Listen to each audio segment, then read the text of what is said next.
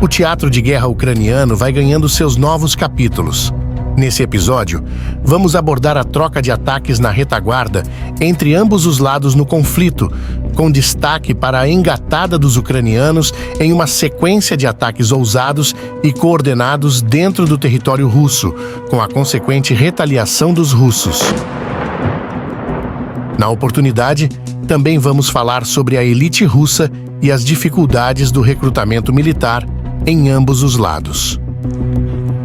Fique conosco até o final, lembrando que o canal só cresce com o seu apoio.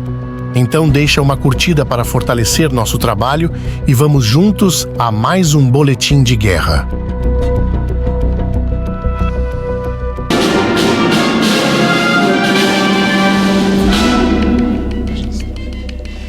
Segundo reportagem da imprensa de oposição russa, parece que as elites donas do dinheiro na Rússia estão perdendo a paciência com o ritmo lento da guerra e preocupadas com as sanções internacionais.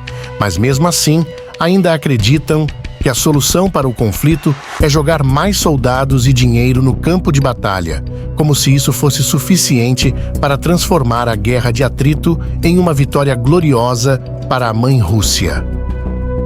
Enquanto isso, o Sr. Vladimir continua a hesitar em mobilizar mais ainda a economia e convocar a sua população para ir à guerra, temendo descontentamento da sociedade russa, que a cada dia que se passa vai sentindo com mais força os ventos da guerra. Com os recentes avanços que os russos obtiveram em Donetsk, a alta cúpula militar do Kremlin parece sonhar com um avanço rápido e decisivo para encerrar a guerra, ignorando que a principal falha russa não é a falta de soldados, como no caso da Ucrânia, mas a Rússia não venceu até agora muito provavelmente devido à sua incapacidade de realizar mega-operações eficazes e coordenadas, iguais àquelas que vimos nos primeiros dias de guerra. Sem uma manobra ousada no campo de batalha ou um acordo de paz, a guerra de atrito deve se arrastar por um longo tempo.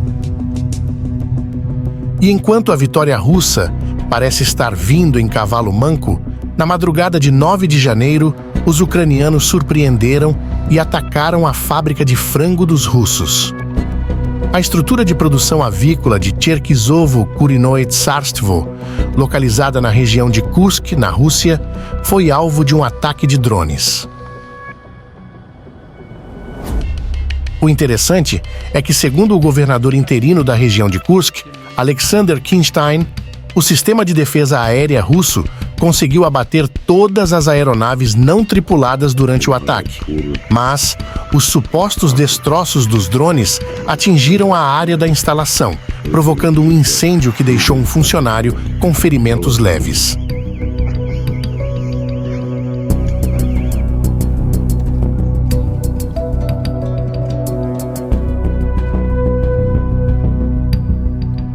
Saindo de Kursk e indo para o Oblast russo de Rostov, um incêndio de grandes proporções foi registrado em uma fábrica da empresa Plastifactor, na região de Rostov, após uma série de ataques com drones em 9 de janeiro.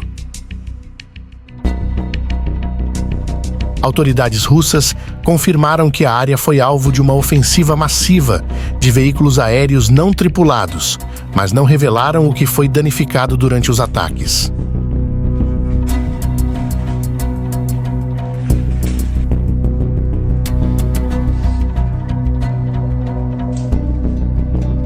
Em contrapartida, pelo menos 9 pessoas ficaram feridas após um ataque russo na cidade de Kherson entre os dias 8 e 9 de janeiro, conforme informou o chefe da administração militar regional de Kherson, Oleksandr Prokudin. Segundo o comunicado oficial, 2 bombas aéreas do tipo FAB atingiram uma área residencial, causando danos significativos e deixando alguns moradores feridos. Ataques com drones Shaheds foram registrados em Kiev, na capital da Ucrânia, entre os dias 8 e 9 de janeiro. Não houve relatos de vítimas nessa chegada russa. um grande incêndio tomou conta da zona industrial de Gatina, na região de Leningrado, na madrugada de 10 de janeiro, com a área atingida se estendendo por mais de 1.900 metros quadrados, segundo informações do Ministério de Situações de Emergência da Rússia.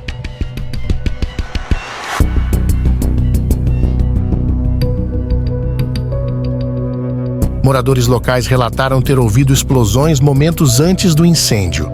E ainda durante a manhã, sons de detonação continuaram a ser ouvidos nas proximidades. O local abriga várias empresas, incluindo a fábrica Ingriatec, especializada na venda de revestimentos de painel e produtos de pintura, e a indústria de processamento e conservação de peixes. Ao final desta edição, equipes de emergência trabalhavam no controle das chamas, mas a situação permanecia crítica devido à rápida expansão do fogo e à presença de materiais inflamáveis nas instalações afetadas. E não conseguimos informações sobre feridos ou vítimas fatais.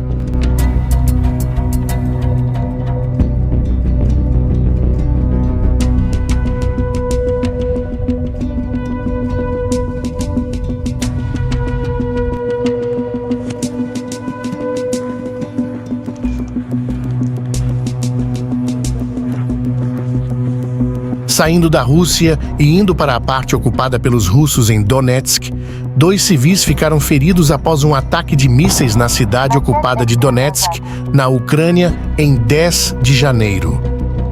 Segundo informações do serviço de notícias russo TASS e publicações locais, uma explosão foi causada por um míssil disparado pelas Forças Armadas da Ucrânia, que atingiu um supermercado localizado na praça Shakhtiorsk.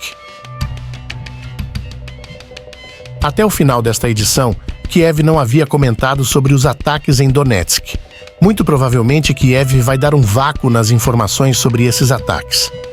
Entretanto, não podemos afirmar categoricamente, baseado nas evidências expostas até o final desta edição, visto que estamos sujeitos à guerra de narrativas e false flags são comuns em tempos de guerra.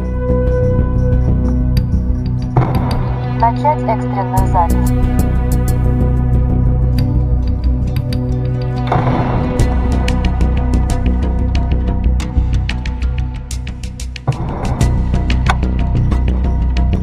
Enquanto isso, informes relatam que desde o início da invasão russa em fevereiro de 2022, aproximadamente 500 mil de homens ucranianos foram registrados como foragidos ou procurados por evasão da mobilização militar.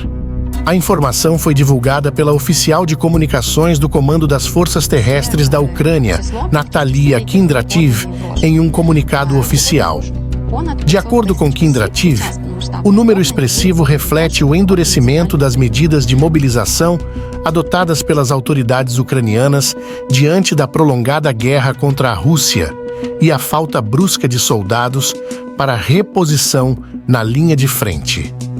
Aqueles que se recusam a cumprir as ordens de alistamento enfrentam sanções legais severas, incluindo penas de prisão. Imagens de truculência contra os ucranianos foragidos inundam a internet, e os canais de comunicação pró-Rússia exploram essa fraqueza ucraniana, esquecendo que os russos também enfrentam problemas similares.